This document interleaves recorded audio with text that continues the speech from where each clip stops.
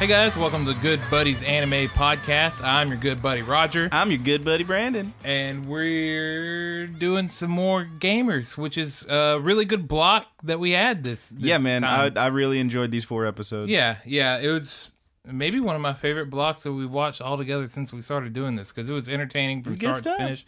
There was not much downtime.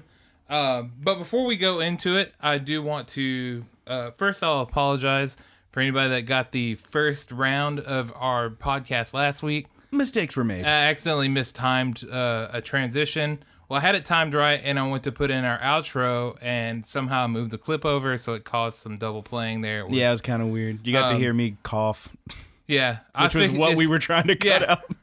And I thought I cut that out all the way, too. I don't know what the heck happened there, but it's all fixed now. You, did, instead of cutting it, faded out, and the other one faded in. It was, it was like a crossfade. I don't know how it happened, but... Point is, we're real sorry, guys. And it is fixed, and I'll make an announcement on the page, and I'll go ahead and say it here. I don't know if this will matter or not, but our internet is down right now. We've had issues with it all day, so the very moment that I have a chance with the internet, I'm putting up both the audio form and the YouTube form up.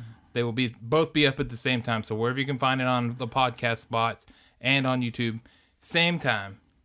And one more thing. We also have a tweeter now. We got a tweeter now. Yeah. It's at lowercase TGB_animepod. TGB_animepod. That's TGB for The Good Buddies. Yeah. The Good Buddies Anime Pod. We got 35 followers. As long as we're throwing out apologies, I got a couple here from Brandon's own personal corrections department. Dang, dude, I got another apology after you. Oh, fuck, dude. We're real sorry about a lot of things. I listened back to these episodes, which is how we found out about the audio's messed up. Mostly because I want to judge myself and be like, no, do that better. 2 things I fucked up. 2 episodes ago, I said... I made reference to a movie called Malice, starring John Travolta. John Travolta's not in that fucking movie. Alec Baldwin is, and is the character who says the thing I said. I don't know if y'all ever seen that. Maybe you ever caught that. I don't think anybody caught it either. But also, dumb. Why'd I do that? I'm dumb. Look, I'll say it. They're both old white guys, and they look the same to me. Yeah, all white people look the same. Last episode I talked about, because one of the pro gamer dude in the gamer club, with his COS game, his screen name was Gacked, and I talked about a Japanese artist named Gacked who sings songs. And I said there was a song called Vanilla that he did that I liked, and I said it goes like this. That was not Vanilla I was doing. That song is actually called Papa Lapped a Pop Lock, which I wish I was clever enough to make that up. Papa Lapped a Pop Lopped. Okay. It's dumb, but it's also a pretty good song. My final apology is you were totally right last week whenever we talked about whether or not it was Chiaki or Chikai. I don't know how you got Chikai. I don't know, but it's definitely Chiaki. It's definitely Chiaki. I don't know how you got I guess it's time to sack up and be better. And you worked it in, man. Yeah. You fucking nailed it. I'm sacking up. And I think we're about to sack straight into this. All right, episode 5. Episode 5, Aguri and communication errors. This was a fun one. So this one, now, I didn't really think about it much when it happened, but we had a big cliffhanger on episode 3 where Amano and Aguri are sitting at the cafe, and they look out the window and see Chiaki and Uehara walking, and it looks very much like they're together. And then episode 4 had nothing to do with that. So this episode actually picks up right where episode 3 left off. With you actually see it from Uehara and Chiaki's point of view, though, where they're walking, chatting it up. Chiaki talks about making games, pretty sweet. Makes her own games, cool. Indie developer, love it. Uehara's trying to get her to think about Amano, and she says, I wrote it down because this was great. Keita, let's just say if he were in first place in a kart racer game, I would gladly crush him with a blue shell of doom. This is great. We got a little Mario Kart. Yeah, a little Mario Kart. Also, Uehara Tasuku is... Man, he really shines in these episodes. Oh, yeah, he nailed it. He has a lot of good parts. He has a lot of good stuff. And faces, dude. His faces. Yeah. He straight up pulls a GTO at one point. I'm like, that's a GTO face for sure. like a couple times. So seeing something like that, I'm all in because that is right up my alley. I definitely saw GTO face. There was one that I was like, man, that looks a lot like some Devilman Crybaby shit when he was like laughing at his desk. Yeah, that one hit me. But yeah, we'll get to that. But yeah, so we find out that moment when they saw them through the window and he was like looking over his shoulder at her phone. It happens. She just got a notification on her phone about a raid in that same game that Amino was playing, which is how that episode ended too. He was like, "Oh, hey, let me send a message to Mona." I was like, "Ah ha ha ha, hints, hints, hints," and it pops up. She starts playing the game. Uehara sees it, knowing that Amino plays that and what his character's name is. He looks over. And he's like, "Wait a minute!" And it's like the reveal. Yes, Chiaki is in fact Mono. He's like, Mono. That sounds so familiar. Yeah, it is in fact Chiaki. It turns out. It's also the person that makes those games that he thought was lousy. Well, I think she had a different name on that one, but she talks about that. She talks about that how like just exactly like freaking Amino, she has two different names. Nobe. Yeah, the other has one. two different names that she uses on different stuff, just like Amino does. Two different names on different stuff. And even talks about the same places they use those names. It's like, Jesus, y'all. Both of them come from their mother too. Literally the same person. It's amazing. But yeah, so they go on. They like chill out at a little park or something for a second. They sit down and they're talking, and he keeps trying to make her trying to get her to talk about Amino because like he wants to just say you're literally soulmates. Like he actually thinks it a lot. And he's like, no, level with me. He keeps saying level with me. How do you really feel about Amino? And she's like, I hate him more than DLC that's cut from the original game for an easy cash grab. Oh, Chiaki. That's a jab at like the Marvel vs. Capcom games and stuff like that. Oh yeah, I mean, she gets a few of these in, and they're very good. Yeah. But yeah, here we go. Uehara then is trying to decide how he can get these two together because he says what I've been saying. They are the exact same person. They really are. They're just soulmates. They're exactly the same. So he comes up with a plan. I'm a genius, he says. He creates a game meetup group that's not the gamer club because neither of them wanted to join the game club. Yeah, it's a game meetup. It's a gamer meetup, which is different and no pressure, obviously. Yeah. Except that you're going to have to spend some time with someone that you say you hate. Ha ha ha. Deal with it. Yeah. So he's doing some real scheming. He's really scheming hard, and he gets those little eyes, like those bean eyes, like where you know what I'm talking about? Yeah. The me eyes, dude. Yeah. It was really good. So they start this little group. Both of them are there. Neither of them want to be there. They're already like upset that the other's there, and Uehara calms them down and finally is like, no, it's cool. It's like we can debate, we can argue here, and they're like, we can argue? Oh yeah, because they're ready to argue. That's what sold them is the fact that they can argue. And then Uehara says, oh, and also we may have a fourth coming in, and Tendo shows up. And she sees Uehara and Chiaki. Not Uehara. She sees Amino and Chiaki sitting next to each other. She obviously thinks that they have something going on because even she gets it. They're so similar. And before she does anything, she says, "Are you here because of each other?" And Uehara's like, "Oh, thank God. We can just get this out of the way now." No, they're not. And they just go, "Yeah." But like, obviously, she meant, "Are you here because you like each other?" They're here. They say, "Yes, we are because we hate each other." Yeah, it's fucking. They're there to argue. Like, can y'all just like every one of these episodes? It's like, will y'all just fucking talk to each other? I hate you. But no, even that doesn't work because when they do, they misunderstand everything and then get their own ideas about shit. Yeah, it really is high school. But it definitely it pays off with. Some, it does. Yeah, there's a lot of good stuff in these There are episodes. good moments that are total payoffs for this stuff you have to endure. These misunderstandings. It's great. Yeah, they are completely clueless. I will point out that Uehara here, Tasuku, that's his name, right? Mm-hmm. Tasuku Uehara. Tasuku. Tasuku Uehara. He appears to be like the real Joker in this situation. He just wants to see the world burn because Tendo tries to leave and he tries to keep her to stay, and he says no. He in his mind he says, watching her drool over Amino while he and his she clone are busy hating each other is comedy gold. He is purely in it for the laughs. Yeah. And he's a freaking monster, and I love him. He's going for the ultra laws, dude. Yeah. She finally agrees to stay.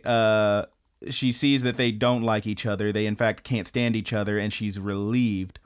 And then we get a pretty emotional bit with Chiaki because she's her little indie game developer. And she talks about... Someone asked the question like, well, tell us about developing your games. She's like, well, I don't know. Like, it seems like whenever I do what I want to do, that the games aren't as popular. But then when I do like the regular stuff that's, you know, more obvious or tropey, that people love them. I just don't know what to do. And, you know, everybody's got the little advice. You're not really sure how to tell her to handle that. And Amino's just like, just do whatever. And of course she takes offense to that because it's like, well, you're just blowing me off. You don't even have an opinion. But he goes on, and the music comes in. It's very, very good. It's like, obviously this is like a big moment, and he's just talking. He's like, no, you can make a masterpiece or a popular tropey game, but if you worry about everyone's reception of it, then that's your problem. Like, what you need to do is, like, you know, just do what you want to do. And he says there's this indie developer I like. You can tell they care so much. They put all their heart into the game. Yeah, they put all their heart into it. And that no matter what they put out, he ends up enjoying it because you can tell they care so much. And Chiaki's sitting there like, oh, man, like it's really hitting her and it's really great. And then he just kills the moment on his own and says, in general, I don't care about whatever crap Chiaki shovels out. It's like, you fucking dick. That was a beautiful moment, and you shat on your own moment. He caters it, dude. He really catered it up. All right. But yeah, so they literally at this point, like, everyone has the wrong idea about everybody, because I think this is where while he was giving that speech, Aguri shows up and she's standing at the door. He's the one who finally notices her and says, Aguri, I gotta go. And they run off together. Mm-hmm. And then Uehara's like, why are you hanging on my girlfriend? What? Is she cheating on me? And then Aguri, while she was standing there, is like, Tendo's in there too? Is he cheating on me with Tendo? And Tendo's sitting there like, I want to get with Amino, but is he like Chiaki? And Chiaki's like, I'm Chiaki, I like games. I'm like, it's just all over the place. Yeah. Like, everyone's caught up in their own bullshit. Everyone has the wrong idea. It's really great. Yeah. So... You know what confuses me in the writing here is that I know this is you can't take much for this writing. Mm-hmm. Not to say it's bad, but it goes for a certain style. Like, you know, everything is real stupid. Mm-hmm. But Uehara masterminds this whole thing. He knows how much of a loser Keita is, mm-hmm. and yet he still thinks that Keita is stealing his girlfriend. Congratulations. You played yourself. He really does, though. It's really, really good. Yeah, in fact, that's when Keita runs off with Aguri, Chiaki's the one who stands up and is like, man, I can't believe Keita got himself such a cute girlfriend. And everybody's like, huh! And it's like, yeah, I mean, it's pretty obvious. Did you see how fast they ran off together? Oh, man, I'm going to miss my bus or something. And she takes off. Yeah, they split. And then freaking Uehara's like, Aguri, Keita? And he runs off all sad. And then freaking Tendo's like, Keita, Aguri? And she runs off. It's like, Jesus, guys. I hate all of them, and I love them. So anyway, Amino and Aguri are back at the freaking diner. Aguri is just inconsolable. They're just all... She's just losing it. You said he liked me. You said you'd help, blah, blah, blah, and this and that. I wrote down Aguri has some slightly fucked up ideas about love, because I don't even know, man. She was like all over the place. She was like... Keita actually says, wouldn't it make more sense to be with someone who actually, you know, likes you, if that is the case? Yeah. And she's like, no, that's what love means. I'm like, no, it's not. Yeah. What the fuck? She's like, no. No, it wouldn't. It's ridiculous. But yeah, so Amino ends up finally says to her, I swear I'll fix it. They clasp hands. It's a big deal. Then they stop and notice that Chiaki is looking at him through the window. Amino runs out, yells at her. She's like, whatever, and walks away. He, like, points strongly. And then he runs back in, and Akuri's like, what was that about? And he says, I told her that you're the most thoughtful, caring girlfriend. Your beauty and your personality are a perfect package, and that you're the best girlfriend ever. And she's like, wow, no one could possibly misunderstand that. It's like, no, because he never mentioned for Urahara's girlfriend. Oh god, it's so bad. So yeah, I just wrote down this is going to be a shitstorm. Aguri then vows to help him talk to Tendo like a fucking person. I don't think she says fucking, but she says, like a human being. And yeah, then we see Tasuko Uehara's just at the arcade just sulking, and he's just back and forth like, nah, there's no way she would do that. But what if she is? Nah, she wouldn't do that. But what if she is? You just see him sitting there playing a game, and people are staring at him. It's like, man, he must really be whipping ass on that game while he's stressing out. As it turns out, it's on a please insert coin screen. Yeah, he's not playing at all. He's just sitting there fiddling with. He's jiggling his stick and nothing else. Oh my god, that's an allegory for this entire fucking show. Yeah. So Amino has some kind of nightmare. I wrote down. I don't even remember what this was. See, I told you I was gonna forget moments in this. Oh, I think it was him getting turned down by Tendo or something. Yeah. Yeah. Well, it's like when he was playing the. Yeah, he wakes up and he's sitting on his bed in front of the game, and the bad end game screen on this one. Yeah. So it's that Golden Memories game. He's apparently played through it several times and gotten all the girls except this one girl, the one who of course looks the most like him. Is this the episode where it shows the choice he makes or whatever? No, I think that's the next one. Okay. Because that crap is hilarious. Yeah, it's really good. So beep beep beep beep. Yeah, that one was absurd, but he's sitting. He's on the bad end screen for this one, and the girl. It says bad end. The girl is standing there looking crazy, holding a bloody knife. I'm like, Jesus, this game has some stakes. What was Doki Doki Literature Club? It looked like that kind of shit. Yeah. Check that out if y'all haven't. He says, Jesus, brace yourself. Play the game if you don't know what it is, but if not, yeah, find you a Let's Play because there's some crazy shit in there. I quite enjoyed the Game Grumps play of it. Oh yeah. But yeah, he says to himself, he said, this third playthrough is a beast. When I used that strategy on the other girls, it worked. Blah blah blah. What strategy was he using? The one where you just tell them you like them and shit. Mm-hmm. You're straightforward and confessing and whatnot, which, bitch, you ain't done that yet. I don't know why you think it would work now. Yeah. And I mean, I guess it works in the game. But which brings us to our next point. They're back at school, and Uehara is telling him, and he doesn't want to hear it. He can't stand to hear it. And he says, look, I'm just going to drop the bomb on you, Uehara says. And he tells him, you can play dating sims till you're blue in the face. But and he's like, no, don't simulate. No, don't. Real relationships in any way, shape, or form. And then Keita screams to the heavens as he falls to his knees, they're all my waifus. Yeah. And so the voice actor, I really should look up who the American voice actor for Keita is, because my God, like when he gets really panicked and screamy, that voice is hilarious. It's really good. I will point out I switched over to the sub. I switched over to the sub a lot on this one, and he doesn't say they're all my waifus. He says, "Don't say it," which that works. Brandon McInnes. Yeah, good job, buddy. Fucking nailed it. I like your work. But yeah, Keita's just completely clueless.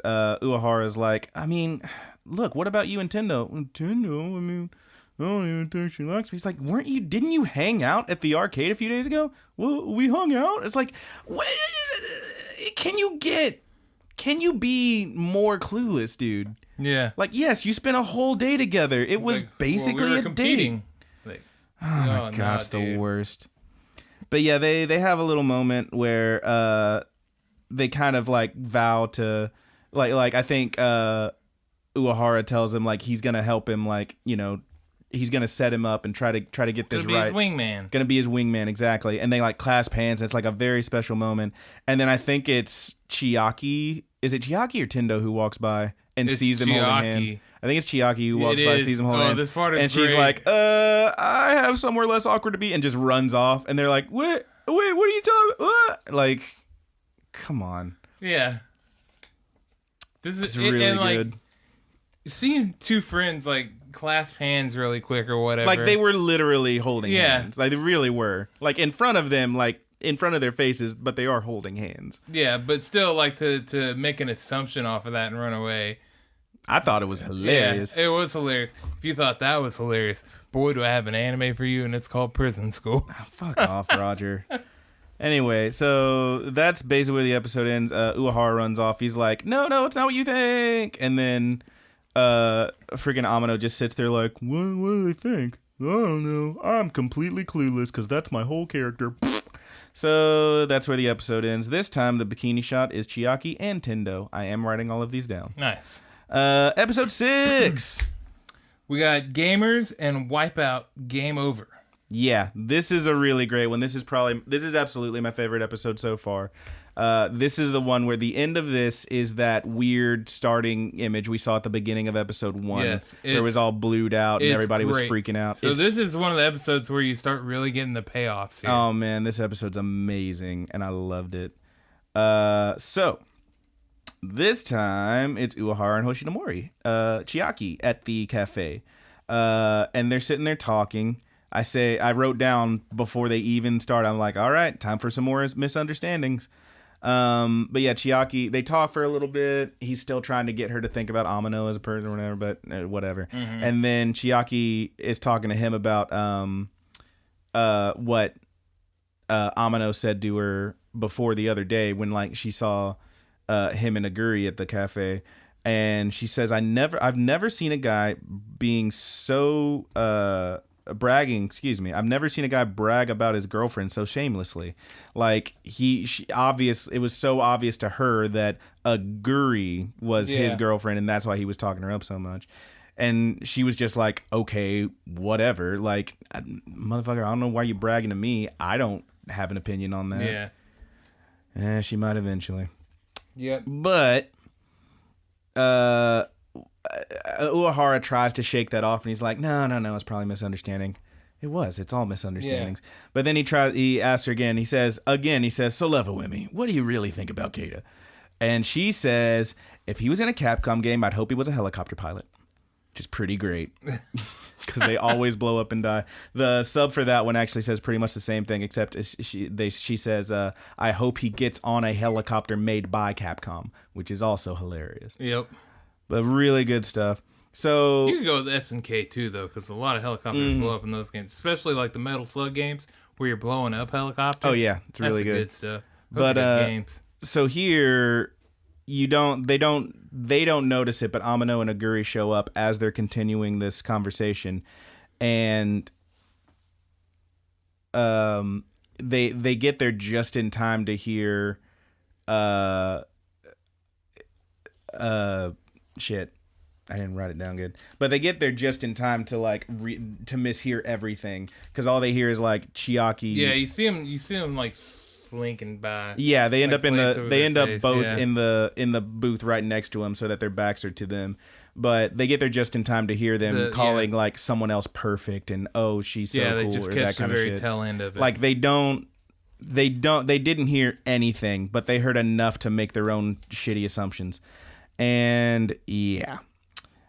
So Amano's just sits there like, oh no, he's definitely cheating on Aguri. I can't believe it. And then he looks over to Guri and she's just up, down, left, right, and it was really great. Cheat codes don't work. Cheat codes don't work in real life.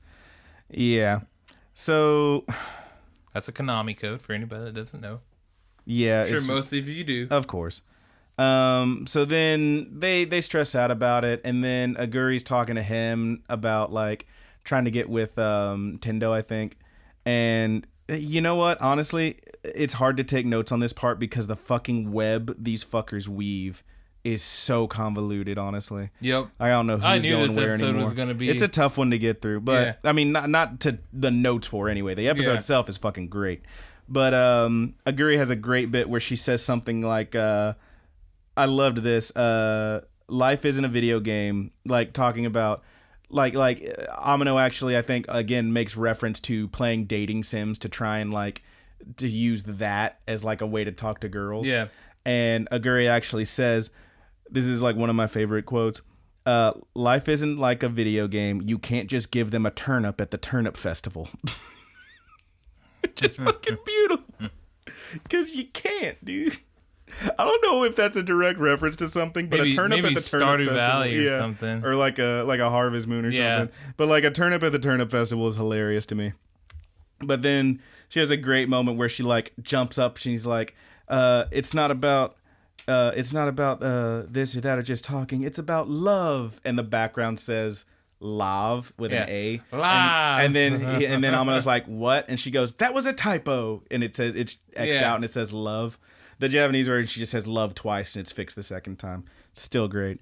But yeah, this shit's hilarious. They reaffirm like once again we're gonna sack up and get through this. Yeah. Time to sack up. Yeah. She convinces Keita to ask Karintendo to be his friend. Exactly. Yep. Friend first. Yep. But yeah, like this is the second time that a waitress rather for the cafe comes over and is like, "Can y'all please Yeah. calm down?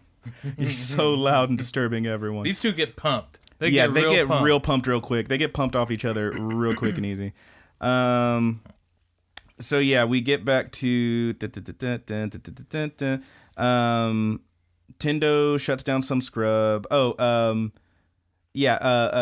Aguri, before we end that scene, does tell Amino that like simple feelings are the most honest, which is very good advice and something that everyone in this fucking show should take to heart, including Aguri, who gave the advice.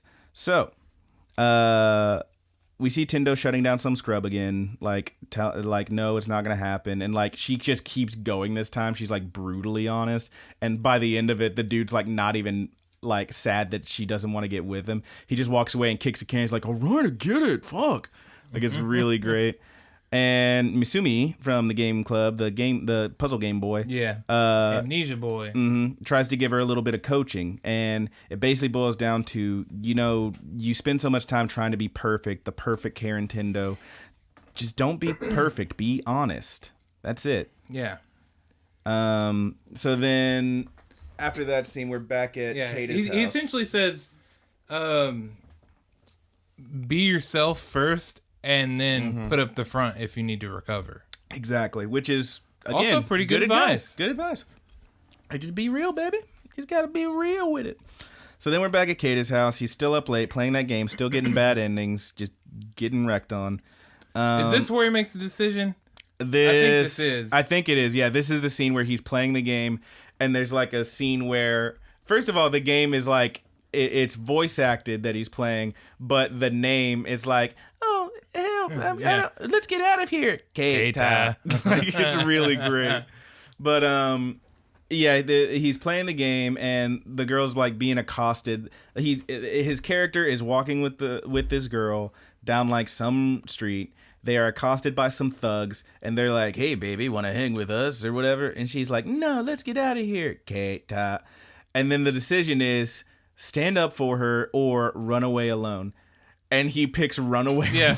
First, he boops back and forth. He's like, He boops back and forth and like then it's goes a to hard run away. decision. It's like, Jesus, dude, that's, come on. You can't, how And then could he you gets the possibly bad thought- ending, and he's He gets like, the bad ending. throwing down something like, I don't know how to beat this. It's like, yeah, because you're bad at games, dude. You suck at the games you love the most, the dating sims.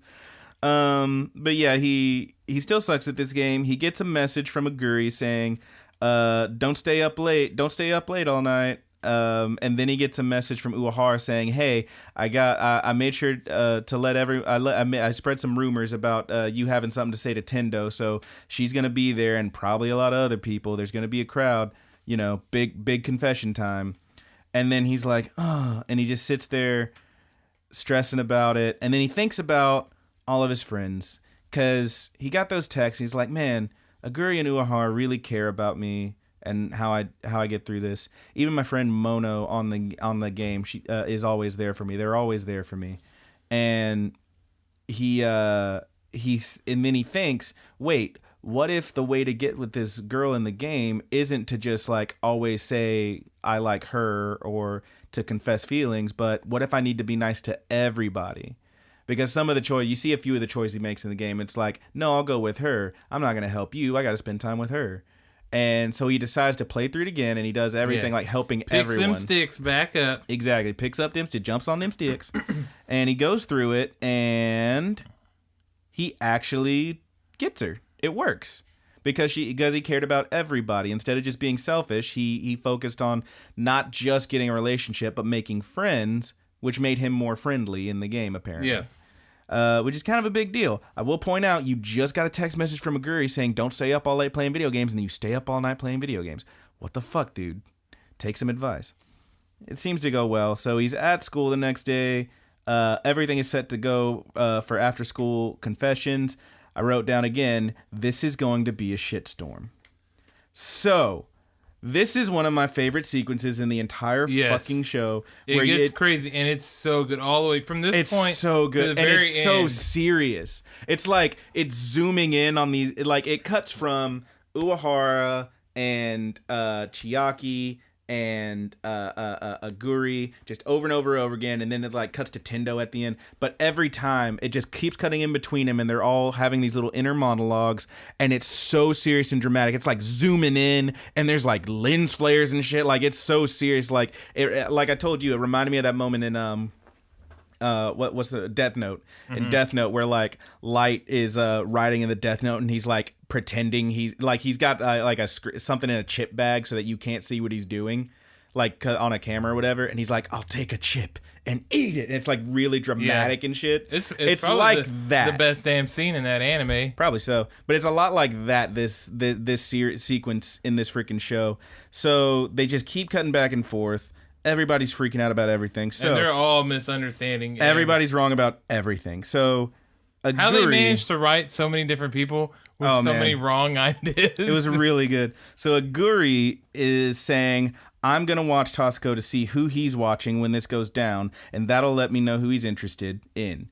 So if he's looking at Tendo, then she thinks, okay, he's looking at Tendo, so he definitely wants to see what she's going to do. If she turns him down, then that means they are together, blah, blah, blah. Oh, but what if he's looking at, Chiaki? If she's there, then I know something's up with them, blah, blah, blah.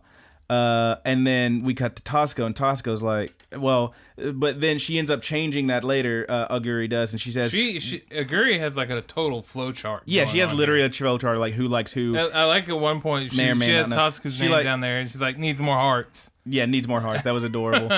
She then tears it up, and then like the next scene, she's like taped it back together, and she's looking at it again. But then she thinks, but what if he's watching me, like I've done something? Well, then he's just trying to get the blame off of him and onto me, because I haven't done anything wrong. Obviously, that means that he is definitely cheating on me with someone. So she has it written at this point to where Tatsuku can't look at anybody. Exactly. There's nobody that he can look at. But particularly if she ends up looking at him, then she knows something's up. Like he's trying to like make sure I'm not. He's trying to see what I'm looking at and blah blah blah.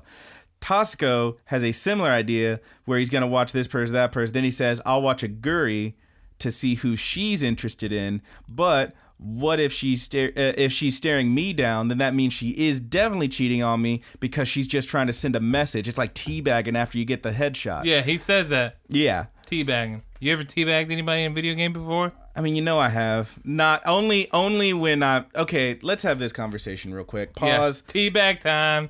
Fucking tea time. Roger, tea time. Roger, you're a monster. Bag them and tag them. Bag them and tag them. Here's when you teabag. Tag them and bag them. You teabag if someone has gotten a lot of kills on you and you finally manage to kill them, you teabag. You teabag if someone just kills you once and they teabag, that person gets teabags every time. My good buddy Roger, we will be in games where it's me and him, someone else, and we were in one match in particular. It was like a 3-on-3. It was me, Roger, and I can't remember who else. Probably Christian, or maybe Josh, maybe AJ. Yeah. But could have been any of them. other team was 3 people. 2 of them leave the match. It is 3 against 1. I take no pride in this. Roger makes sure that every time that one person who is horribly outnumbered and has no chance of winning, every time they go down, he is absolutely teabagging. Yeah. You are piling on. And sometimes that is not cool. I didn't even do the killing blow. You just jump in and do the teabags. You're a fucking monster. Pretty much anytime somebody dies, if I have the ability to teabag, I am.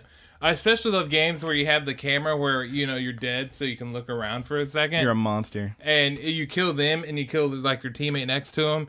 And you just the thought of them spinning the camera on and seeing you teabag their ally. Yeah. You're a monster. And Halo has teabag physics, too. Like Halo had the best ones where, like, they would bounce, like, on the ground after they're dead. That was perfect, yeah. It's so that good, game dude. made it work. Anyway. So Bag 'em, yeah, tag 'em. so Tag we 'em got and bag 'em. Aguri. We know what Tosca's up to. Chiaki is kind of out of this one, but like a couple people think that she might be involved with their interest. But Chiaki specifically says believes that Aguri is only after only hanging out with Amino because for his money or whatever, because like he's buying her all these drinks and stuff. Like she's the sugar baby. It's like that kid can't have money. Well, he buys a lot of games. But yeah, she says, what if Aguri has just been using Keita? He needs this Tendo thing so that he can get away from her. She wants to make sure that this happens. And then she says, even if I hate him, I can't leave a fellow gamer. Like she really feels for this guy if that is the case, and she's certain that it is the case. I wrote down, you are all crazy. Tendo, however, is certain that Amino just wants to end their friendship. Because remember, we already talked about how he's been given the advice, just be upfront about whatever. Just ask her to be your friend first, and then worry about everything else later. Well, he thinks they're not even friends. She says, no, we are friends. We hung out, but he wants to end the friendship. And everyone's just stupid. Meanwhile, we don't get anything for Keita because the inner workings of his mind are an enigma. He's playing a video game. He don't give a fuck. This is beautiful. But yeah, so all this goes down. School's over. Tendo's walking to the classroom, and she's like she's like pumping herself up, like, remember, I'm just gonna be honest up front, just gonna be honest, just gonna react honestly, not gonna be cool, not gonna be perfect, just gonna be honest. And everyone's sitting there freaking out. They replay like the moment like 5 or 6 times. Yeah, this was my favorite part. Oh my god. And the credits are playing over this, so there's no ending credits. It's just it's really well done. I really loved this part. But yeah, it was really great. It flashes to each person that had all these crazy theories. And you get to hear their theories again. So like it goes to it, like, so what happens is Keita stands Tendo shows up, she's standing there and she's like, you wanted to talk to me about something? And he goes, Karen Tendo, will, and then it cuts to like Uehara, who is staring at Aguri like with this weird look on his face, like a Wobba Fett mouth. Yeah, they got the Wobba Fett mouth going, and he's like, she's staring at me, and she's got the weirdest look on her face. I knew it. I knew something was up. Ah. And then it cuts to Karen Tendo, will you? And then it cuts to Aguri looking at freaking Uehara with the same goofy look, and she's like, look at him. He's so guilty. I knew something was up. Ah, that monster. And then Karen Tendo will... It cuts to Chiaki. Look at them. They're staring at each other, and they both look incredibly guilty. They're just... this is all a big misunderstanding. I don't know what's happening. Blah. And then it cuts back. Karen Tendo will... And then I think there's like one more shot with Karen being like, just be honest. Just be honest. Just be honest. I'm just going to be honest. She's like, well, and she's also like, he's shutting me down. He's going to shut me down. He's going to shut me down. But whatever he does, I'm just going to react as I honestly would, and blah, blah, blah. Mm-hmm. And then... Finally, Karen Tendo, will you go out with me? I'd love to. Yeah. And then like they make a small little point of where it's an option in the game or whatever. The game. Well, no. So what happens right then is he says, "Will you go out with me?" And she says, "I'd love to, sure." Yeah, it's very quick. And then it cuts to Keita for a second. He goes, "Oh, my bad. I said that." and then he realizes what she just said, and everyone in the room just goes, "What?" And then it shows the title of the episode, which was something game over, right? Gamers and Wipeout, game over. And then that changes to Karen Tendo and surprise happy end. Yeah. Which is fucking great. It was an alternate title. Who saw that coming? And it was fucking great. This was like my favorite episode because it was just all over the that ending sequence was they were really stressing good. so much. That whole like last 15 minutes of this, like last 10 minutes of this was amazing. But I think it was implying too that he said, "Will you go out with me?" because he's spaced and he just read something off of the game that he was playing. Oh, maybe, yeah. Yeah. But yeah, he Golden Lovers or Golden Lovers is a wrestling group. I don't remember. Wow, Golden Memories. Yeah, Golden Lovers is yes, Kenny Omega and Kota Ibushi. This is a wrong podcast. They got a move called the Golden Trigger. Do they have one called the Golden Shower? They should. They really should. Oh, Christian had one of those. Remember, it would rain goldage on him. Christian had a golden shower? No, the wrestler Christian. Oh, I thought you were talking about our good buddy Christian. No, not my good buddy Christian. Having a golden shower. No, Edge and Christian. Christian would come in when he was solo, and he would have like his effect was like golden sparks raining over him. He would come in like he's like it was raining gold. It's like yeah, it's a literal golden shower. Great job. You got pissed on. Anyway, it was great. The bikini shot this time was Tendo's butt. This is the lewdest one yet. The camera is focused right on where her butthole would be. Yep. Great show. Yeah, love it. Anyway. Hey, at least this coming episode, there's actually like a pool scene, so... Yeah, I mean, there's actually finally a reason for that, kind of. All right, episode 7. Keita Amano and Karen's Best Entertainment. It's great. This one starts with an actual, like, loading screen for a game, like selecting the save file and it loads up. So which is pretty funny to me because that makes me think that what they might have done is, because that was such a huge moment that might have been like the mid-series thing. And then it's like maybe they took a few months off before they aired the rest of it. And so they have to like load the game back up. I like that. Anyway, Kate is on a bus. People are like, there's a bunch of dudes on the bus like looking at him and like whispering like, man, I can't believe that guy, huh? Yeah, how'd he get such a hot blonde girlfriend? Blah, de blah. And I wrote down, people keep talking about people. All right. That's a reference for anyone who knows that song.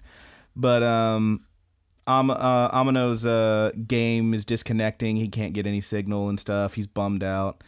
But yeah, everyone at school is like still staring him down and freaked out. Like, I can't believe this.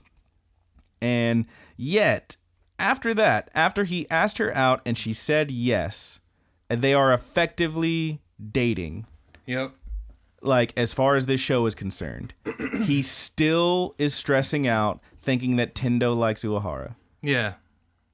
And like, what? And then Keita actually makes a suggestion, because like Uehara is still stressed out about Aguri. He says something to the effect of, besides, the guy that she likes is going out with Tendo, and Amano has no idea what that means because, wait, who's going out with Tendo? I'm Keita and I'm dumb. I can't stand this kid.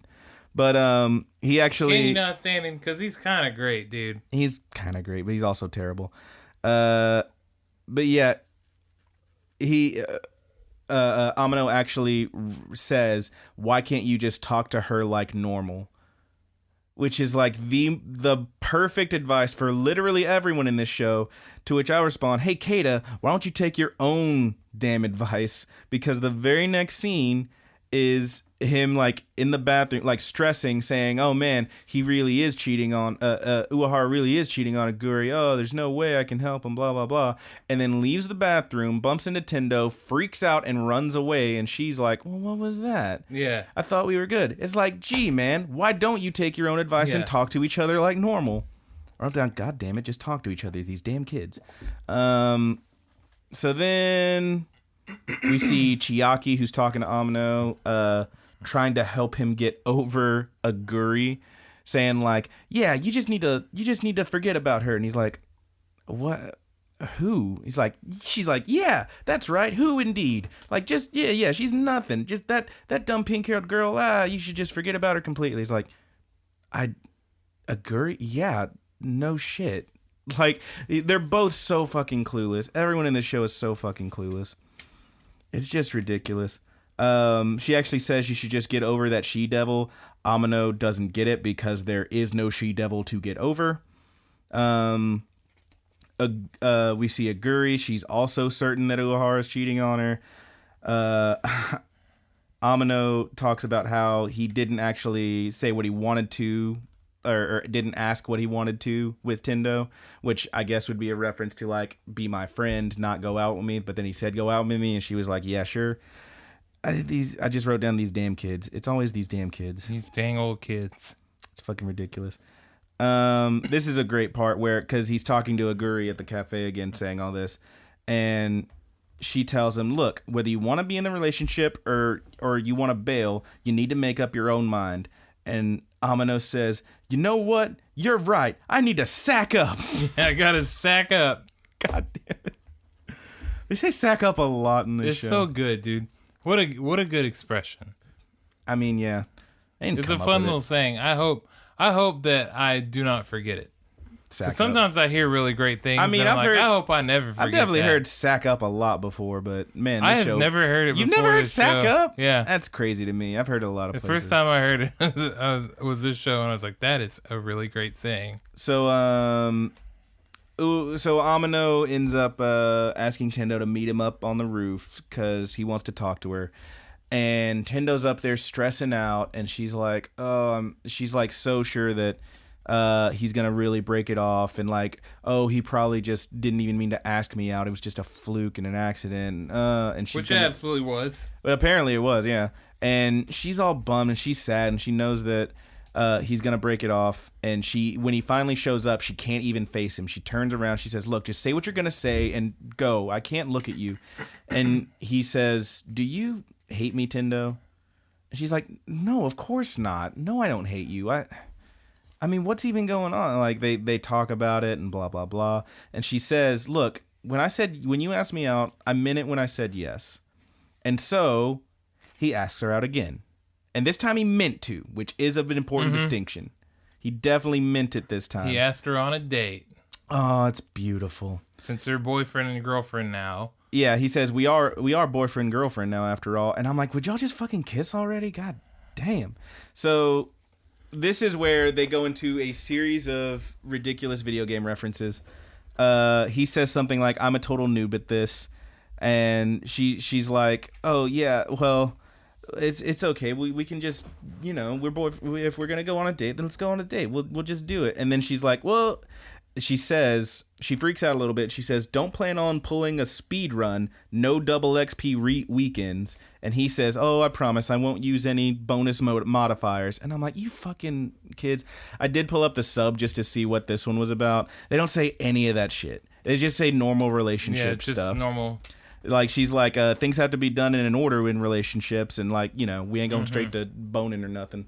Like she does in fact want to be romantic. I think the American dub of it is a little more fun. It's more fun, but it's also so like goofy. I don't know.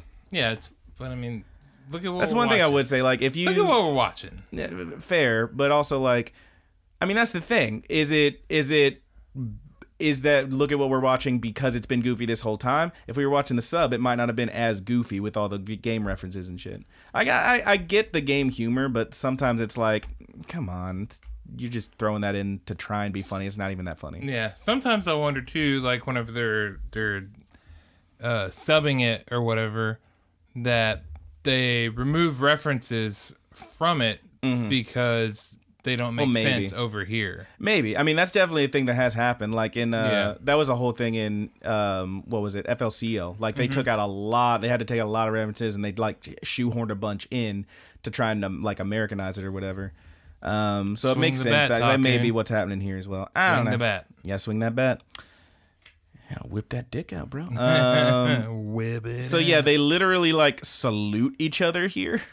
Yeah, they're like military posing to each other. He's like, I promise, we're gonna have yes sir, good date. And she's like, all right, at ease or whatever. And she salutes, and then she like whoop whoop whoop whoop wiggles like so she's like not in front of him, and then like starts going, and she ends up like freaking out and running away because like, oh, I'm losing my mind. It's like, Jesus, this is so, you damn kids. So they end up going on their date. They go to a round one. A round one. A round one. It's where all the filthy casuals What time you want to go there? Round one. Yeah. Yeah, obviously a reference to round one, the big bowling gaming franchises. It's a good time. Yeah, I wrote down it's like a Dave and Buster's type place. If you don't know what round one is, then there you go. But this is a round one, which is obviously a fun parody. Good thing you knew that because I didn't know. Oh yeah, you don't know round one? Nope. Yeah, it's a real thing. I never have been to any place like that before. I think round one like was like a like just a. I think it started in Japan. Maybe didn't we have like a? We had a Doc and Lottie's here. Yeah, I never got to go there as a kid. We had a thing called Doc and Lottie's that was literally There's just Dave Dave and Buster's Buster's locally somewhere. I've been to the one in area. Austin. Yeah, we in Texas, y'all. Howdy. Never been to anything like that. I've been to that one not too long ago. They had those push games. The best I've been to, dude. The best I ever been to was Peter Piper Pizza. Dude, we can go to round one. There's like one in Dallas, I think. That sounds cool. I think there's one in Dallas. Bro, you want to go to round one, bro? Yeah, maybe, man. We'll have us. Do you want to be the Kata or do you want to be the Karen? Answer wisely, because one of us will end up in a bikini. Yeah. All right, so so they end up playing a bunch of games. Amino's just getting his ass whipped at everything. There's like a clip of them playing pool, and he catches a cue ball in the face. There's like a clip of them bowling, and like he's losing and like is all sad, and Karen's having a great time. Clearly, like they don't do any of the arcade shits.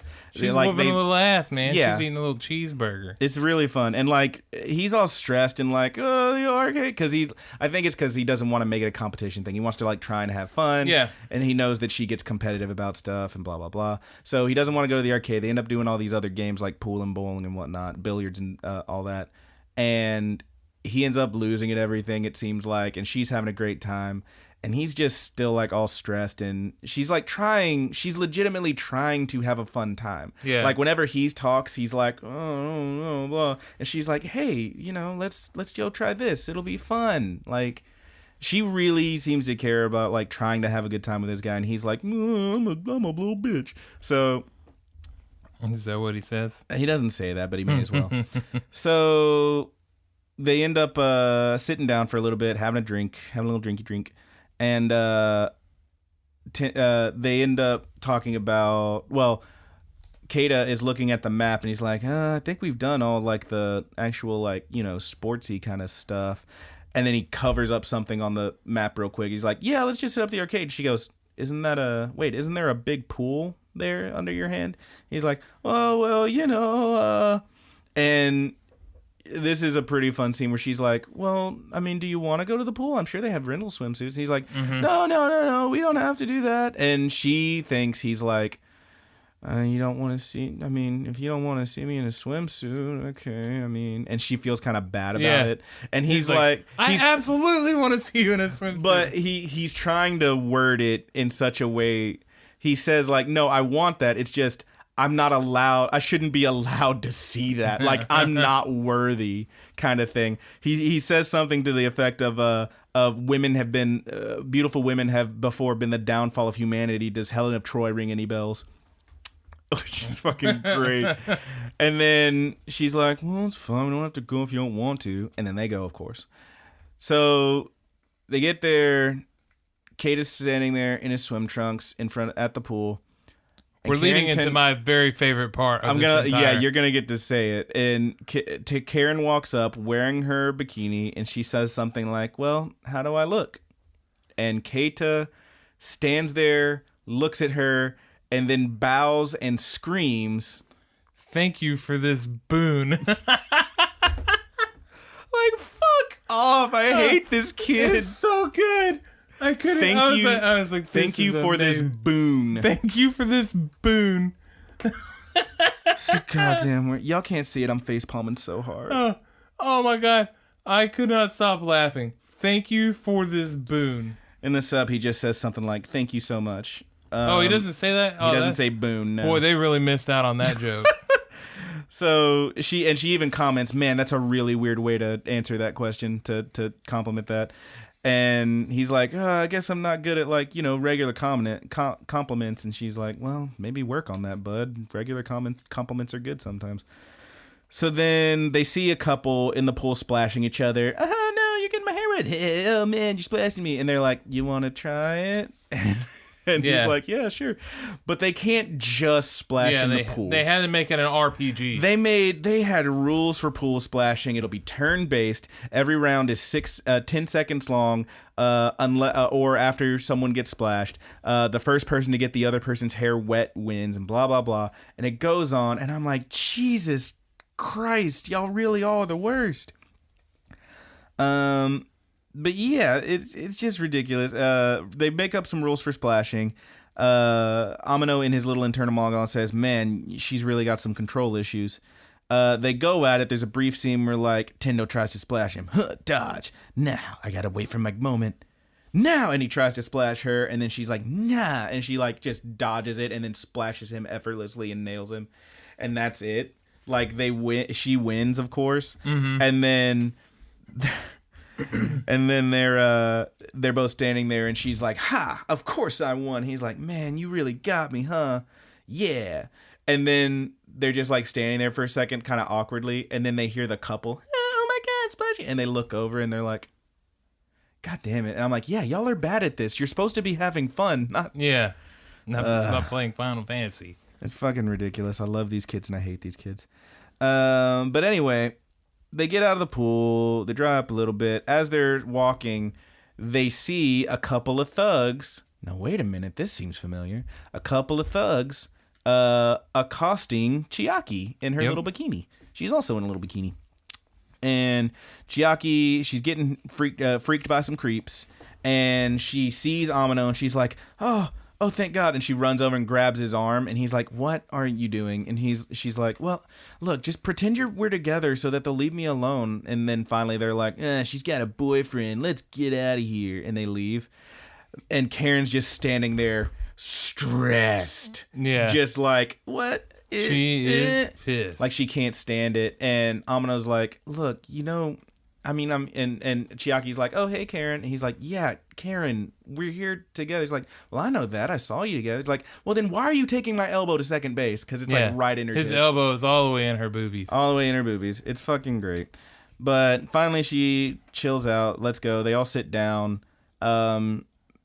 And one of them asks the question, why are you even here, by yourself? She says, oh, I was here with my little sister, and we got separated, and I couldn't find her. And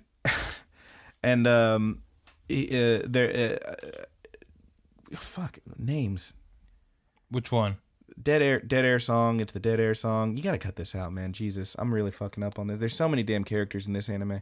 Tendo's like, oh, I'll help you find her. And then Amino's like, yeah, I can help you too. And Karen's like, no, you won't.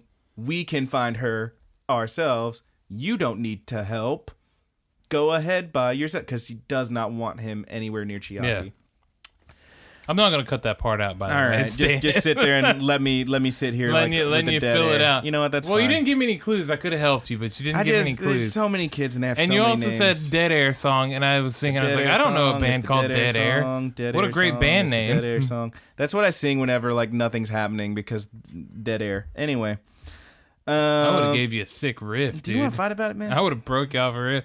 I would have brought back Incinerate right. Me. I would have brought it back. You're the worst. You're the worst, and I love you. All right, so they end up. Tendo's like, no, we'll find her ourselves. You go, just get dried off and change. Yeah, and wait at the video game station. Yes, and he's like, yes, sir, and salutes and gets up and leaves. And Chiaki's like, man, y'all are a lot more formal than I thought you'd be. Yeah, which is fucking great. So everybody shows up at the video game thing. They didn't find the little sister. Everybody's back in their clothes. Chiaki says something like, oh, it turns out she already went home or something. And there you go. So they end up playing a kart race game very similar to, a Mario Kart. and they're going at it. Of course, everybody's like, "Oh yeah, I'm definitely gonna win. Oh, I'm definitely gonna win. Oh, I'm definitely gonna win." And it's like everybody's going at it. Kata pulls at me. Okay, so when I play Mario Kart, I suck at Mario Kart. Yeah, he spins out immediately. I freaking suck. Yeah. And he pulls at me trying to like time it. You know, you hold down and you try to time to get the boost. No, you don't. And I hold backfire down. the whole damn every time. That's the problem. But You don't. if hold you down. ever want to see a really funny video of me playing Mario Kart, and I swear this is my honest reaction to it, on the Rapid Kick Media YouTube channel, there is an episode from Mario Week where we play Mario Kart 8 we played it on the Switch, I believe, and I get so pissed. I'm gonna have to look it up. I haven't seen that one. I have like one moment of Week. pure rage where I'm just blurting out words. And it sounds amazing. It is pretty great because I was so damn pissed, dude. I didn't want to play that game. We were doing Mario Week. Corey insisted that we play that game, and then our first recording of it actually got messed up. So we had to. Corey had to come back over the next day, and I had to like play redo twice. it, and you were just still mad. Yeah, and I was the second time was whenever I had that reaction, but Dumb. I was so frustrated. So go check that out on the channel if you want to see me play some Mario Kart. So they're playing Mario Kart and this kart race game, and Amino's thinking, oh, I know she likes to get competitive, so I should probably try to win or whatever, and he spins out immediately, and he's losing, and then he ends up catching up, and they're going at it. It's pretty close. He gets an item, and he gets the bomb roulette, and there's people like watching, and like there's kids like, oh man, you got the bomb roulette, and it's really great. And Tendo explains, oh yeah, nice one. You got the item that has a 50-50 chance of either blowing up you or all the other racers. There's no way you're gonna pull this off, Amino. And he's like, I'll show you. And then right as they all get to the finish line, he slams it, hits it. You don't really see what happens, but you find out immediately afterwards when they're talking about it, he blew himself up and lost right at the finish line. Because of course he did. Yep. He's fucking Keita. He can't win.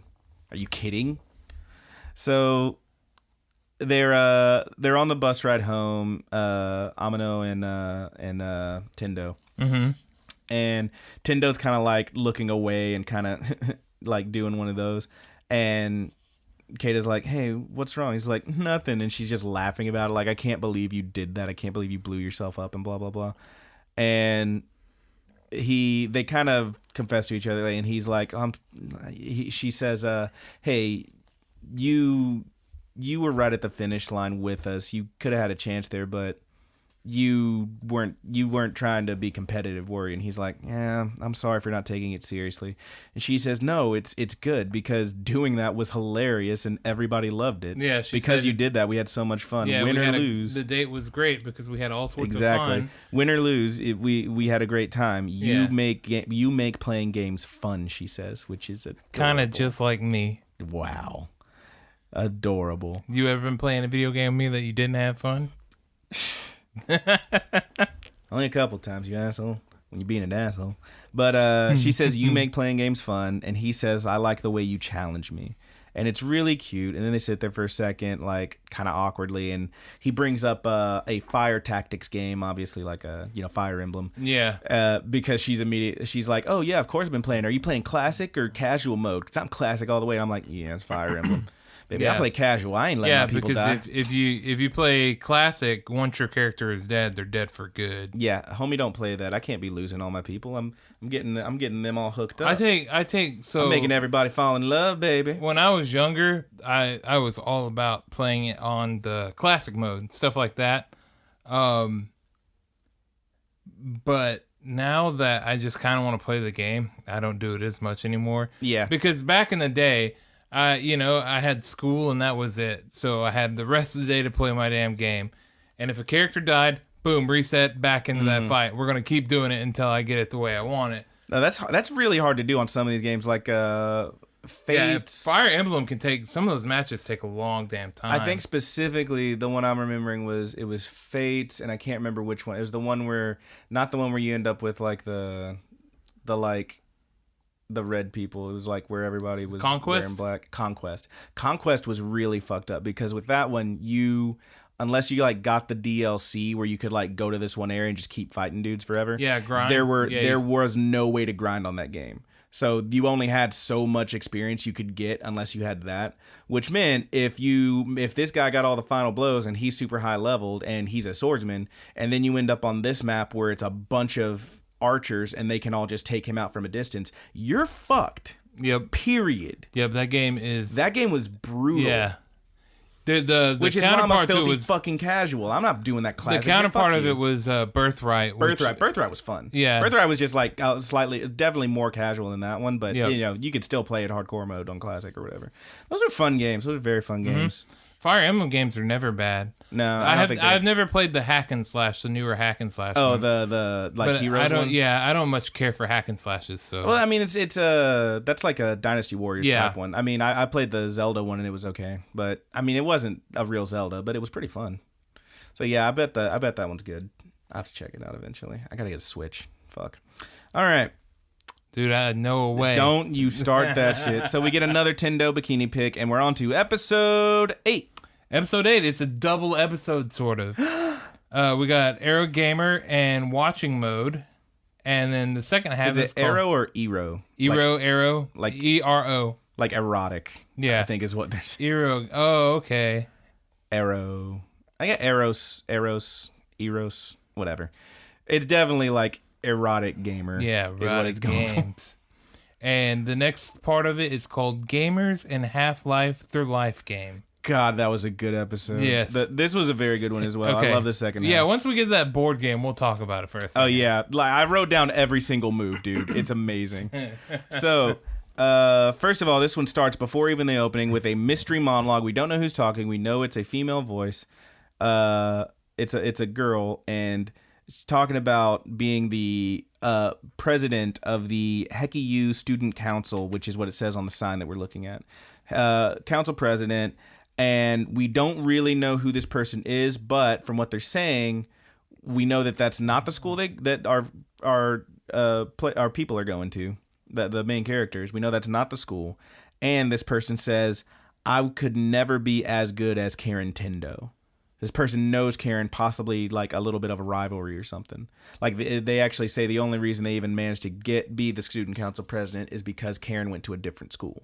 Yeah. Which is pretty, it's like, what's going on here? Then we get the opening, and then we see the inside of that meeting where it's a good meeting, apparently. There's a bunch of girls there, and the council president's like, all right, good meeting, everybody. And we'll reconvene next week or something like that. And they all leave except for the student council president, who, after closing the door, locks it and then is like, look, student council president is a goddamn freak. She immediately falls on her knees and starts smelling the chair one of the girls was sitting in and says something to the effect of, "The scent of pure fair maidens." What the fuck? I mean, you know what? Oh, man. It's equality. At least it's a freaky girl character this time. Yeah. Yeah, she's like smelling chairs and... Smelling, straight up freak, smelling chairs. Student council is full of hot ladies, she says. But then says, wait, no time for chair humping. And then goes to chair humping. Goes to the closet, pulls out a bag full of something. It says Bucci on the bag, like Gucci, so it's clothes. And just has this devilish look on her face. And then... it fades with her just cackling like a fucking vampire, like she's got some evil plan. And then we see this girl who, of course, again, is as of yet unnamed, mystery girl, wearing a costume, a suit and hat, and a fake beard, and she calls herself the Bearded Rando. But my real disguise is even more devious, that of a innocent schoolgirl, when in fact, and she goes into a game store, I'm really, and she goes upstairs and goes to a curtain that's separated from the rest of the store. 18 plus. One of them. I'm really a hentai game super fan. Oh God. She likes. She them goes hentais. in and she finds her this game and she's like, "Oh, I've been waiting for this one. I heard the story elements are so good that when you finally you really care about the characters by the time it gets to the really freaky stuff." And I'm like, Jesus fuck, girl. She is into it, man, and why not? And didn't you play one of those on the stream on your thing? We played We did not ever air it, but It was not like straight up hentai. First of all, it was Sinron Kagura Peach Beach Splash, which is like which you didn't put up because there's a bit where you can go into the menu and you're in a dressing room with one of the girls. I never played any of the games. I didn't know what I was in for. And Corey brought it over like and you have giggling two little like she hands. was. He was cackling. You have two little hands that you can grab at them with, and you. So I've seen this clip. It is not available. There's no sound on it. I've only seen the video clip because Roger showed me after he told me about it. And it's, if you've ever played Super Mario 64 and messed with the menu, you could like grab Mario's nose and move it around and wiggle it and stuff. You can literally do that with the girl's titties. And he does it. The clip, you see it happen one time, and he stretches them out and then lets them go, and then Roger immediately backs out like, we can't air this. Yeah. Plus the over the voice track, I am like about to piss my pants. I'm laughing so hard. Yeah, At this stupid there's no voice track on that one. I was like, we cannot put this episode up. Oh I did use a clip of it. It's in our intro for Two Dudes One Couch. But see, that's dishonest. Now you have to play that game and put it in at some point because it's in the intro. You can't just. But the game itself is like a cross between. I'm doing this for you guys. I want to watch him play this as much as y'all do. You ever play like Dead or Alive Extreme Beach Volleyball? It's like one of those, like but it's like it's like that, but mixed with Splatoon. Yeah. Yeah. Jesus Christ, it can't be good. I mean, what I played of it was kind of fun. Oh no, Roger, no. It was kind of fun, dude. You're a hentai game super fan. There's no hentai in that game. Yeah, all right. So anyway, he as far as I know, the creepy hentai game super fan girl goes back downstairs and is like, oh, maybe I should get a console game. So she's looking through the game, still in disguise, of course. Runs her beard has fallen off. Beard has fallen. Beard fell off when she was looking at the hentai game upstairs because she was like drooling so much it just fell. Good God, real freakozoid.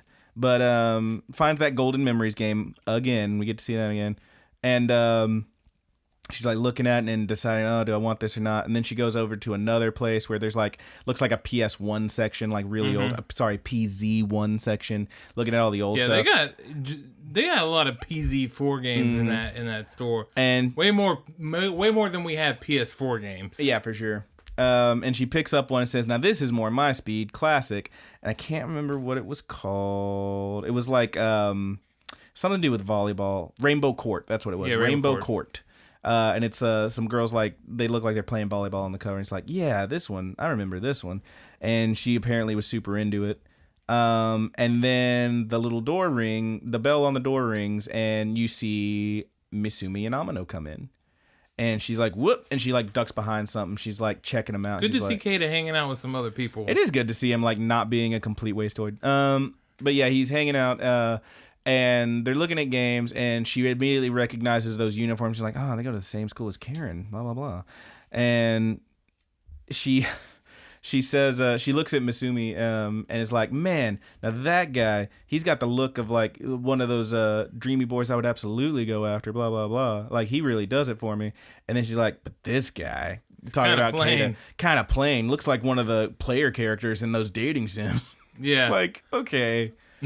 Okay. You realize you're playing those games too, ding dong. Yeah. So they come in. You're playing a step worse. Much worse. So they're looking at games, Misumi and Keita, and Masumi's like, hey, can you recommend me something? You know, I've never played these dating sims much, so, and Amano's kind of like, I don't know, like he's being real iffy about it, like doesn't really want to say yes or no to any of them, but he's like, oh man, yeah, I do know a lot about these, blah, blah, blah, and like the whole time, the girl's just on the other side of the freaking aisle, like, oh man, just quit being so wishy-washy, jeez.